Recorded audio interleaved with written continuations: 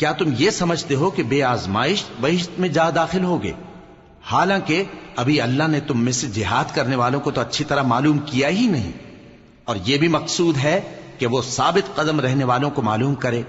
اور تم موت شہادت کے آنے سے پہلے اس کی تمنا کیا کرتے تھے، سو تم نے اس کو آنکھوں سے دیکھ لیا۔ اور محمد صلی اللہ علیہ وآلہ وسلم ایک پیغمبر ہی تو ہیں، ان سے پہلے بھی بہت سے پیغمبر ہو گزرے ہیں، بھلا اگر یہ مر جائیں یا مارے جائیں تو تم الٹے پاؤں پھر جاؤ گے؟ اور جو الٹے پاؤں پھر جائے گا تو اللہ کا کچھ نقصان نہیں کر سکے گا، اور اللہ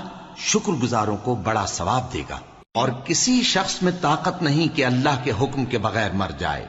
اس نے موت کا وقت مقرر کر کے لکھ رکھا ہے، اور جو شخص دنیا میں اپنے اعمال کا بدلہ چاہے اس کو ہم یہیں بدلہ دے دیں گے، اور جو آخرت میں طالب ثواب ہو اس کو وہاں اجر عطا کریں۔